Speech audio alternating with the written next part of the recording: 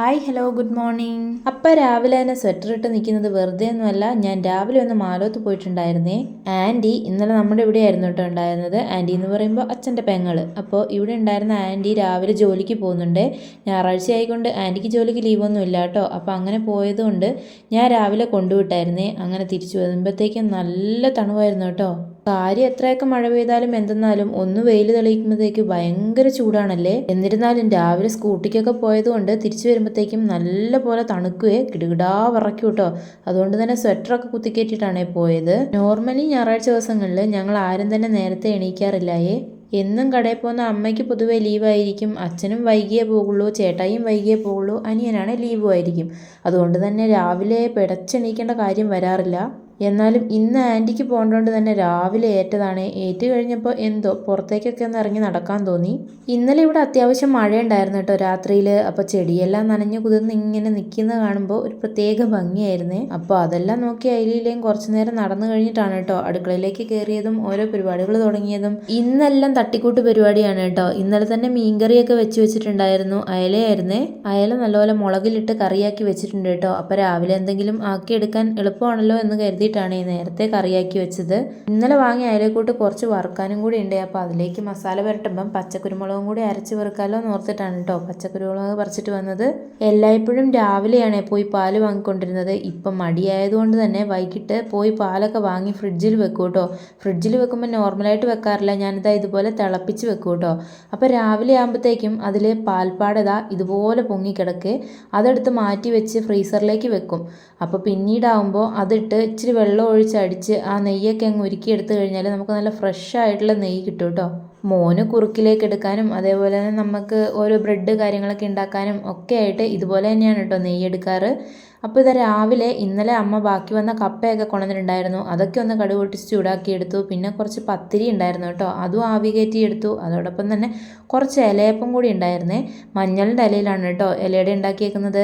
അപ്പോൾ അതെല്ലാം കൂടി ഒന്ന് ചൂടാക്കി എടുക്കുന്നുണ്ട്. രാവിലത്തെ ചായക്കുള്ള പരിപാടികളൊക്കെ കഴിഞ്ഞു. അപ്പോൾ അങ്ങനെ എല്ലാം റെഡി ആയപ്പോഴത്തേക്കും ഞാനൊരു ഇലയുടെയും കൊണ്ട് മുറ്റത്ത് വന്നിരുന്നേ. ചേട്ടായി ഇതാ കാറിൽ എന്തൊക്കെയോ പരിപാടിയാണ് കേട്ടോ. ഞായറാഴ്ച ദിവസങ്ങളിലാണ് മിക്കവാറും കാറിലെ പരിപാടികളൊക്കെ നടക്കുക. അമ്മയാണ് എണീറ്റ് രാവിലെ എന്തോ ഫോൺ കോളിലൊക്കെയാണ് കേട്ടോ. പൊതുവെ ലൈവും കാര്യങ്ങളൊക്കെ ഇടുമ്പോൾ ഓരോരുത്തർ നമുക്ക് വീഡിയോസിനൊക്കെ റെക്കമെൻഡേഷൻ പറയുമല്ലോ. അപ്പോൾ പറയുന്നത് കൂടുതലും ഫാമിലി വ്ളോഗിങ് ഒക്കെ ചെയ്യാനാണേ.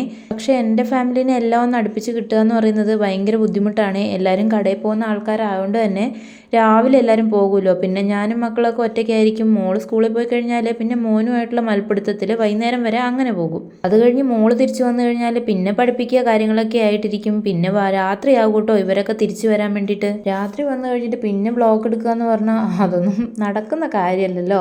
അതാണ് ഏതെങ്കിലും ഒരു ഞായറാഴ്ച കിട്ടുമ്പോൾ ഇതുപോലെ വ്ളോഗ് ചെയ്യുന്നത്.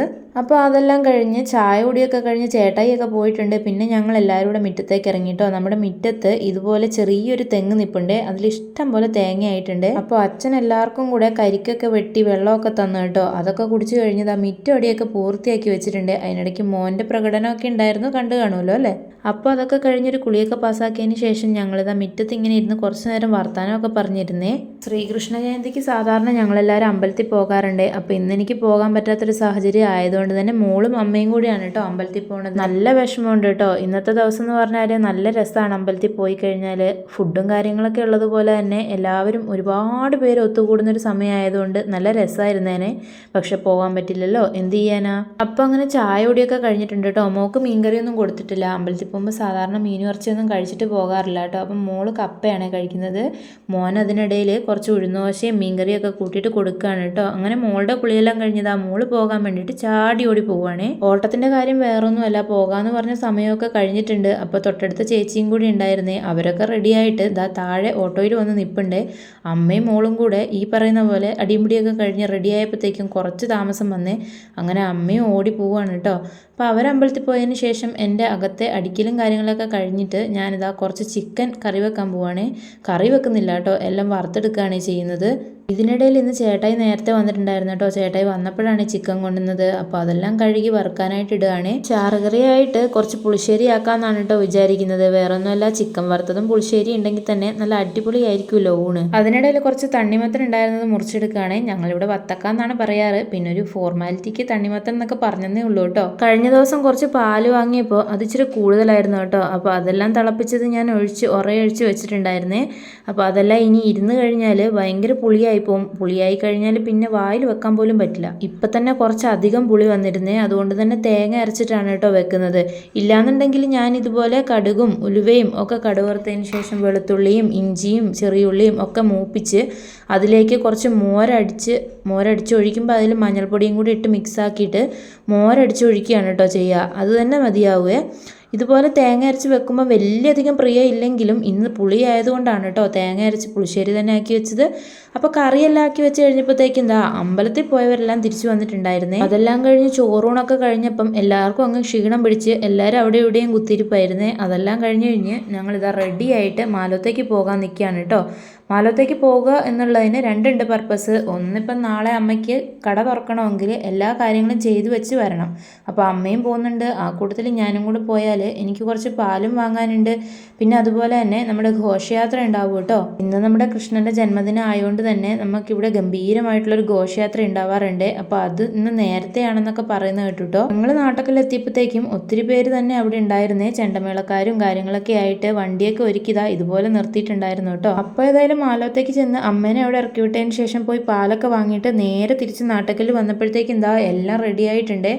അങ്ങനെ ഞങ്ങളവിടെ കുറച്ച് നേരം ഇറങ്ങി നിന്ന് കഴിഞ്ഞപ്പോഴത്തേക്കും അമ്പലത്തിൽ നിന്ന് തന്നെ എല്ലാവരും മുത്തുക്കുടയും കാര്യങ്ങളൊക്കെ ആയിട്ട് ഇറങ്ങി വന്നിട്ടുണ്ട്. ഇന്ന് ആള് പൊതുവേ കുറവാണ് കേട്ടോ. ഇതുപോലെയൊന്നും അല്ല, ഒത്തിരി ആൾക്കാരുണ്ടാവാറുണ്ട്. എന്താണെന്നറിയില്ല, ഇത്തവണ കുറച്ച് ആൾ കുറവായിരുന്നു കേട്ടോ. എങ്കിലും കാണാനുള്ള കാഴ്ചകളൊക്കെ നല്ല ഭംഗിയുള്ളതായിരുന്നേ. കുഞ്ഞു മക്കളെയൊക്കെ കൃഷ്ണനാക്കിയും വലിയ കുട്ടികളെയൊക്കെ രാധയാക്കിയും ഒക്കെ നിർത്തി ഇതുപോലെ കൊണ്ടുപോകുന്ന കാണാൻ നല്ല രസമല്ലേ. ശരിക്കും പറഞ്ഞാൽ വളരെ കളർഫുൾ ആയിട്ടുള്ളൊരു പരിപാടിയാണല്ലേ ഇത്. കാഴ്ചകളൊക്കെ കുറവായിരുന്നെങ്കിലും ഉള്ള കാഴ്ചകളൊക്കെ നല്ല ഗംഭീരമായിരുന്നു കേട്ടോ. കണ്ടില്ലേ കുഞ്ഞുമക്കളെയൊക്കെ കാണാൻ എന്ത് ഭംഗിയാണെന്ന്. ഇതിനിടയിൽ രാധയും യശോദയും ഒക്കെ ആയിട്ട് ഒത്തിരി പേരുണ്ടായിരുന്നു കേട്ടോ. ഈ പോകുന്ന കൃഷ്ണനും രാധയും നമ്മുടെ കസിൻസാണ്. അതാണ് കേട്ടോ നമ്മളെ കൈ കാണിക്കുന്നത്. അപ്പോൾ ഇത്രയും ആൾക്കാരാണ് കേട്ടോ ഉണ്ടായിരുന്നത്. കൂടെ ചെണ്ടമേളവും. കാഴ്ചകൾ ഏതും വലുതും ചെറുതും ആയിക്കോട്ടെ, പക്ഷേ ഈ മേളങ്ങളൊക്കെ കൂടുമ്പോൾ അതിനൊരു വല്ലാത്ത ഹരമാണല്ലേ. അപ്പം നമ്മുടെ കൃഷ്ണനെയൊക്കെ തുളസിമാലയും കാര്യങ്ങളൊക്കെ ഇട്ട് ഒരുക്കിയിട്ട് രഥത്തിൽ കൊണ്ടുപോവാണ്. കൃഷ്ണനാണ് കേട്ടോ എല്ലാവരുടെയും സാരഥിയായിട്ട് മുന്നിൽ പോയത്. അതിന് ശേഷമാണ് ഈ ചെണ്ടമേളവും കാര്യങ്ങളൊക്കെ പോയത്. അപ്പോൾ ഇതൊരു കുട്ടി കൃഷ്ണൻ പോകുന്ന കണ്ടോ, എന്ത് ഭംഗിയാണല്ലേ. ആ കുട്ടിയാണെങ്കിൽ അങ്ങനെ അടങ്ങി ഒതുങ്ങി ഇരിക്കുന്ന കണ്ടപ്പോൾ കൊതിയായിട്ടോ.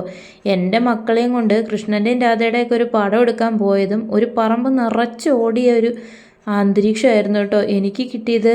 അപ്പോൾ ഇതൊക്കെ കണ്ടപ്പോൾ വളരെ കൗതുകം തോന്നിയേ. ഏതായാലും ഇന്നത്തെ കാഴ്ചകൾ ഇത്രയേ ഉണ്ടായിരുന്നുള്ളൂ. ഒരുപാട് കാഴ്ചകളും കാര്യങ്ങളൊന്നും ഇല്ലെങ്കിലും ഉള്ള കാഴ്ചകളെല്ലാം വളരെ ഗംഭീരമായിരുന്നു കേട്ടോ. അത് കഴിഞ്ഞപ്പോൾ നമ്മളിതാ നേരെ തിരിച്ച് വീട്ടിലേക്ക് പോയിട്ടുണ്ട്. ആ കാണുന്ന വവ്വാൽ കൂട്ടം നമ്മുടെ അടുത്തുള്ള കാവിലേതാണ് കേട്ടോ. കണ്ടപ്പോൾ ഒരു കൗതുകം തോന്നി എടുത്തതാണ്. അപ്പോൾ ഇനി അടുത്ത വീഡിയോ ആയിട്ട് കാണുന്നവരേക്കും ബൈ.